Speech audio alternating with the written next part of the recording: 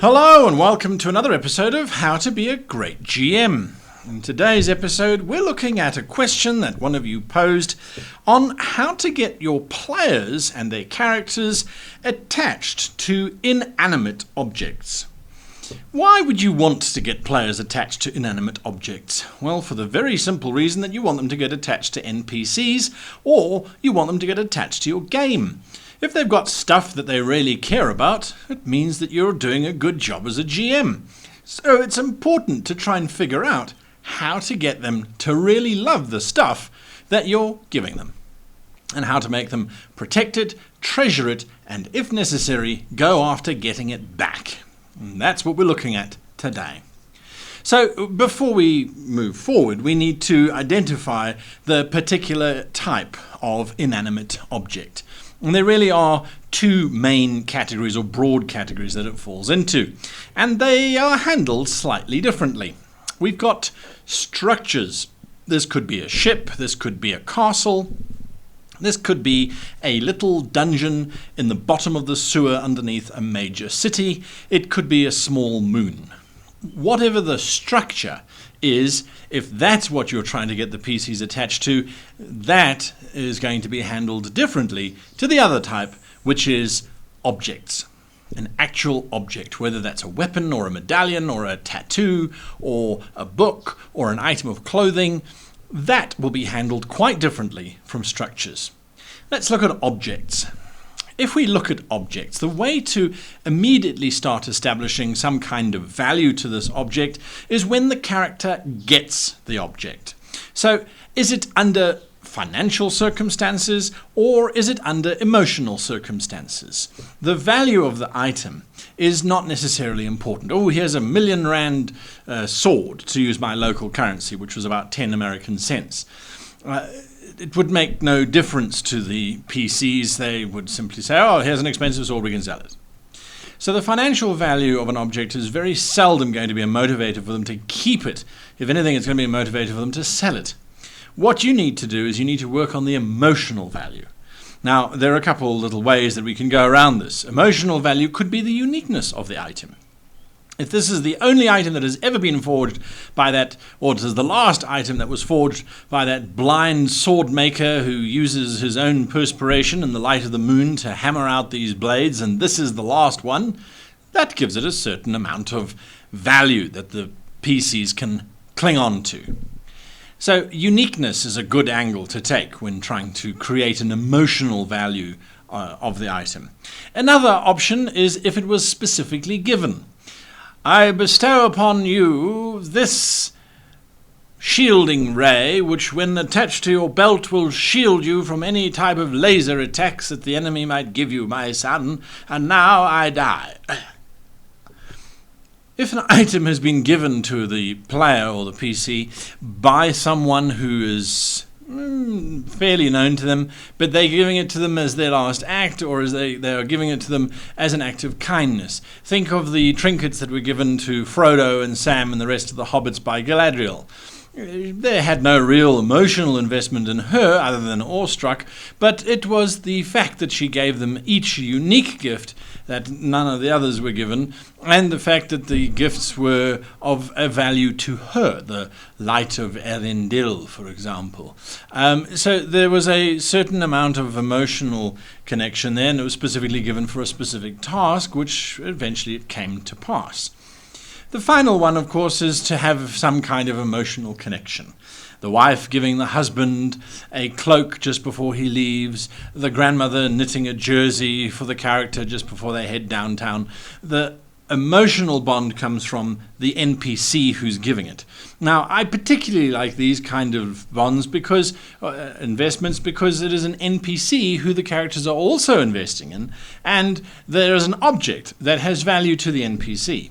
This allows you to very quickly kill off the NPC, and suddenly that object is unique, specifically given, and is the last of its kind, which helps invest the PC even more into the object.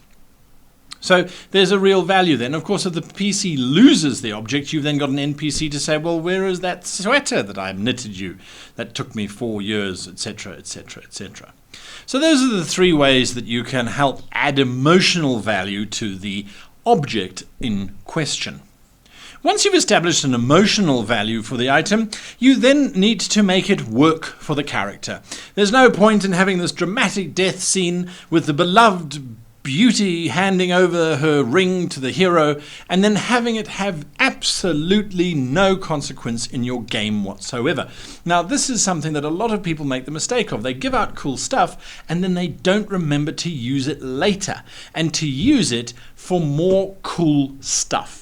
And that's the trick, is that this item that you're giving, this object that you want the PCs to fall in love with, has to have value not only from an emotional perspective, but from some kind of game perspective. Now, I'm not talking necessarily that the stats must go up or their damage goes up or that kind of thing. That's a mechanical value and will be lost in the wash with everything else that adds to their statistics.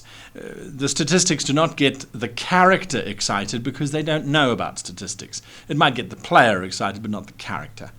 So the item needs to have some kind of value. Now, that value could simply be if it is let us say it is a brooch for a cloak. When a noble sees the brooch, the noble suddenly changes his tune because he says, "I see you are a man of good standing. That brooch is clearly of a noble family. Allow me to assist you." It's a small little detail, but suddenly that PC's little brooch has a tremendous impact on the story and a tremendous impact on the fact that they are now going to treasure this brooch. Not only has that history been built into it, that it was given to them by their dying grandfather's milkman's husband's wife, and that has value, and now the noble has treated them differently because it has value. At the same time, you can go in the exact opposite direction. "Oh, I'm terribly sorry. I didn't realize the ring you were wearing. I humbly beg your forgiveness. If I had only known, I would of course have invited you into the tavern so that you might drink and feast on my own account, of course." It could be used for intimidation. It could be used to impress. Or, and this is a big or, it could have some kind of powerful ability, not a stat dump mod thing. It could have a powerful ability that only manifests under certain circumstances. So we're not necessarily talking magical, but it could be, for example, a cloak, that when it starts to rain, the hood automatically comes up. It could be a cloak that when you lay it on the ground, pops out into a tent. We're not talking world-changing magical powers. We're talking something that's kind of cool and that nobody else has. So if it doesn't impress the noble, well, maybe it sets itself up. If it's a cooking pot that makes stew taste just that much better, but not amazingly so, and it doesn't give you any stats, but it really makes it quite tasty, that's something that you can build into. So for me, building inanimate objects into the psyche of the PC is all about making sure that it has value for the PC. Then, once you've now got the PC to be absolutely in love with their trinket, you must then have people try to take it away through regular means. And this is important. The PC must be aware that there are others out there who covet that object. I think that custom-made blaster you have is fantastic. I'll give you 1,000,000 credits for it. I think that brooch is amazing. I'll give you 100,000 crowns for it. So have people try and buy the object or try and trade the object for things that are perhaps worth just a little bit more than the object itself is worth, or an extravagant amount more if you want your campaign to go in that direction. All that it's doing is reinforcing to the player and their character the value of this item. And they've got many more layers of value built into this object. That's why right at the beginning I said, don't make this a financially valuable item. Players won't invest in it, they'll sell it.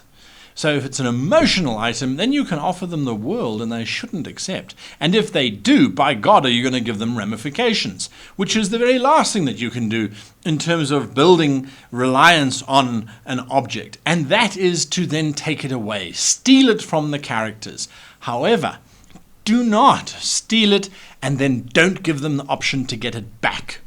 You're trying to create an amazing story here. So if that brooch gets stolen at the end, Don't simply make it stolen by some random thief whom they will never track down because it's a 1 million+ population in the city.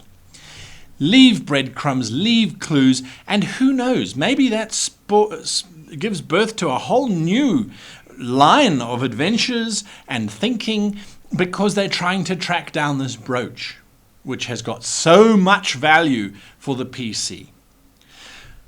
That's how I do objects. Structures we'll look at another time. I hope this has been helpful in terms of entrenching inanimate objects into the hearts of your characters and your players. And until next time, hit that like button, hit the subscribe button, and we're on Patreon, so come and find us there. Head on over to www.greatgamemaster.com if you want to vote for your favorite topics or to add topics that you might want us to cover in future episodes. But until next time, happy gaming.